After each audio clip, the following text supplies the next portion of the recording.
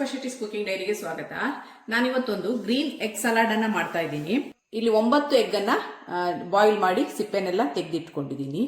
ಈ green egg ಸಲಾಡಿಗೆ ಒಂದು dressing ಅನ್ನ ಮಾಡ್ಕೋಬೇಕು.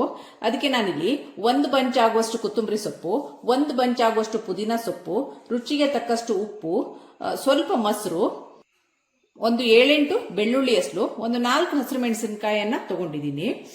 ಈಗ ಇದ್ರದ್ದು ಡ್ರೆಸ್ಸಿಂಗ್ ಹೇಗೆ ಮಾಡೋದು ಅಂತ ನೋಡೋಣ. ಈಗ ಡ್ರೆಸ್ಸಿಂಗ್ ಅನ್ನ ಮಾಡ್ಕೊಳ್ಳಿಕ್ಕೆ ನಾನಿಲ್ಲಿ 2 ಮೊಟ್ಟೆಯನ್ನ ಸೇರಿಸ್ತಾ ಇದ್ದೀನಿ. 1 ಕಪ್ನಷ್ಟು ಕೊತ್ತಂಬರಿ ಸೊಪ್ಪು, 1 ಹಿಡಿ ಪುದೀನ ಸೊಪ್ಪನ್ನ ಹಾಕಿದ್ದೀನಿ, 4 ಹಸಿರು ಮೆಣಸಿನಕಾಯಿ ಹಾಗೂ ಒಂದು 7-8 ಬೆಳ್ಳುಳ್ಳಿ ಹೆಸರನ್ನ ಹಾಕಿದ್ದೀನಿ. ರುಚಿಗೆ ತಕ್ಕಷ್ಟು ಉಪ್ಪನ್ನ ಹಾಕಿದ್ದೀನಿ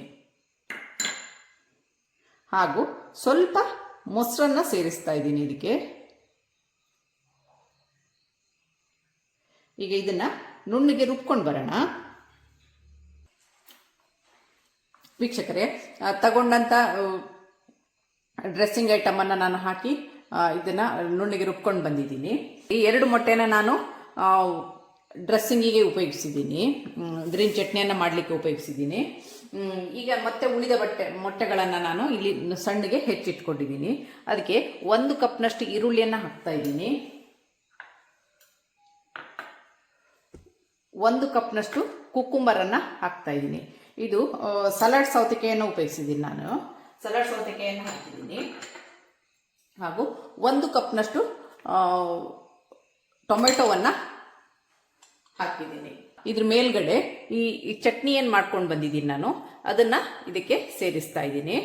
ಒಂದು 3 ಜನಕ್ಕಾಗುವಷ್ಟು ಸರ್ವ್ ಮಾಡ್ಕೋಬಹುದು.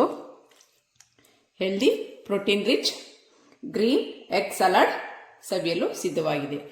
ಇದಾಗಿರುತ್ತೆ ಇವತ್ತಿನ ನನ್ನ ಡೈರಿಯ ರೆಸಿಪಿ. ನಿಮಗೆ ನನ್ನ ಈ ರೆಸಿಪಿ ಇಷ್ಟವಾದಲ್ಲಿ ಪುಷ್ಪಾ ಶೆಟ್ಟಿಸ್ ಕುಕಿಂಗ್ ಡೈರಿ ಇದಕ್ಕೆ ಒಂದು ಲೈಕ್ ಕೊಡಿ, ಶೇರ್ ಮಾಡಿ, ಕಮೆಂಟ್ ಮಾಡಿ. ಸಬ್ಸ್ಕ್ರೈಬ್ ಆಗಿಲ್ಲ ಅಂದ್ರೆ ಸಬ್ಸ್ಕ್ರೈಬ್ ಆಗಿ ಹಾಗೂ ನಿಮ್ಮ ಫ್ಯಾಮಿಲಿ ಮತ್ತು ಫ್ರೆಂಡ್ಸ್ಗಳ ಜೊತೆನೂ ಹಂಚಿಕೊಳ್ಳಿ. Thanks for watching.